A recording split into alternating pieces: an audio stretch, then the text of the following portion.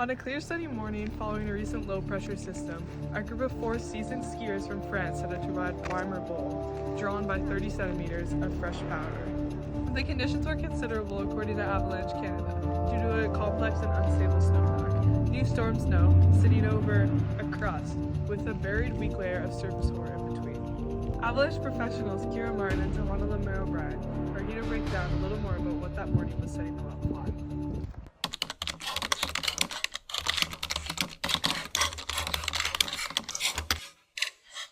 Hi, my name's Tahana Lemay O'Brien. I'm an Avalanche professional.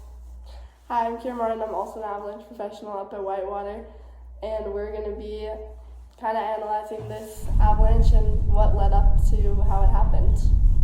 So this group went out on a considerable risk day in complex terrain of Weimer Bowl.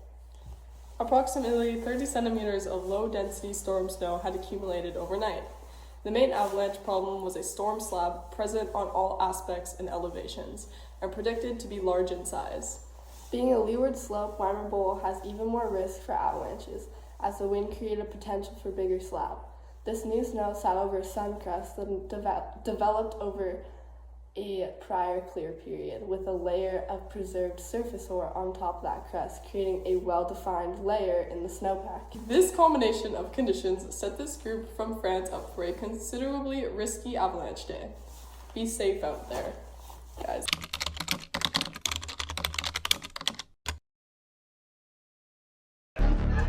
I was pretty stoked. I was feeling pretty confident. I took my AST1 a couple years ago, so I consider myself pretty knowledgeable about the backcountry. I was definitely a bit sketched out by the line, but all my buddies were feeling good and I didn't want to crush the mood.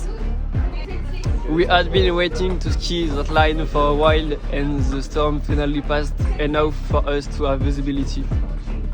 Snow looked warm, cliffs looked powdery, and gummies were gulped, so I felt good.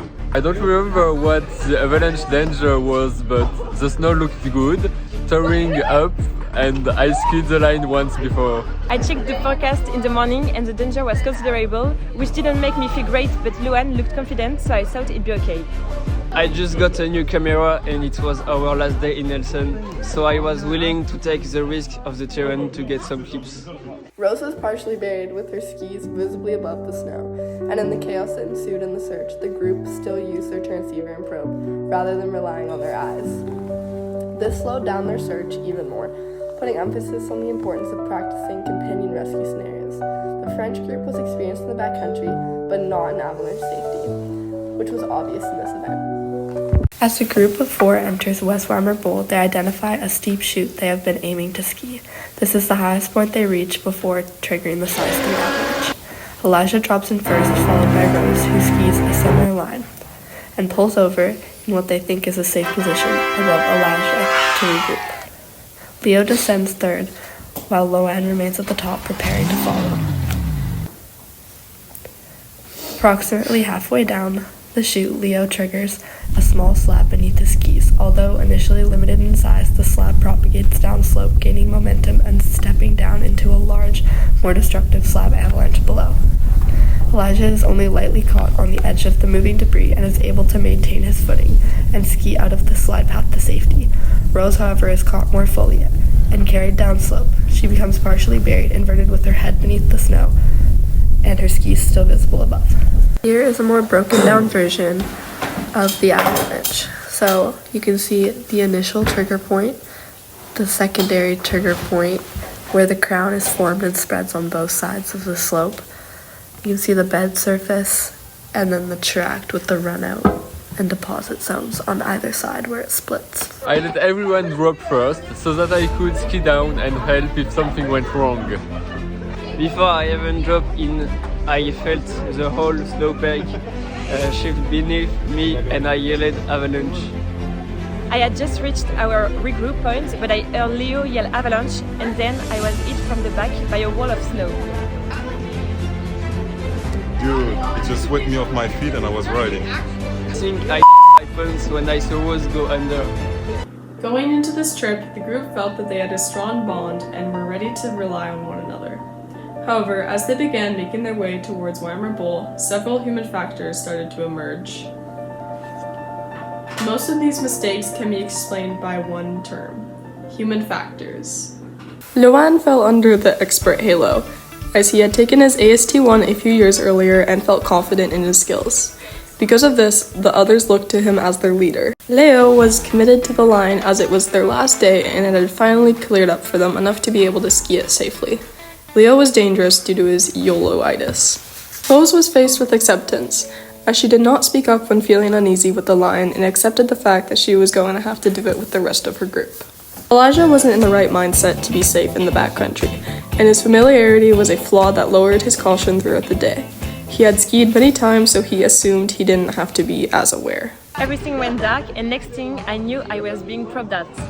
As soon as Rose was buried, I knew I needed to get going because we had no way of knowing if they were breathing or not. Leo was below me, so I went into signal search right away and yelled at them to get the shovel and probe out. They're really giving up with the digging. We were digging for what felt like hours, but it must have only been minutes.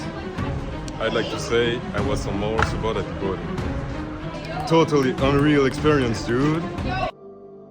The backcountry is what we call a negative feedback system, meaning that your mistakes and successes will never have the same outcome. This group had some good decisions going for them, but they also had made a lot of mistakes and let their humanity get the best of them. Had this been any other group or any other day, this could have ended in fatality. My only hope is to encourage this group to get the training, get the confidence, and get the knowledge to perform better and safer in the backcountry.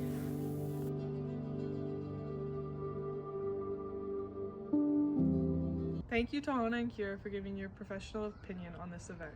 To all those watching out there, let this be a reminder to learn from the mistakes of others and not repeat them yourself.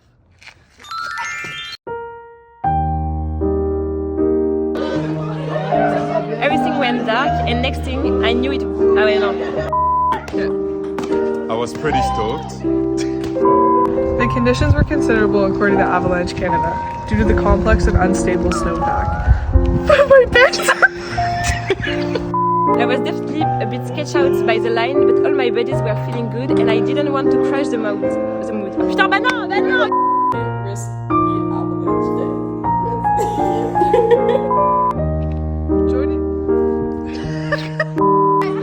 Snow looked warm, cliffs looked powdery, and it's a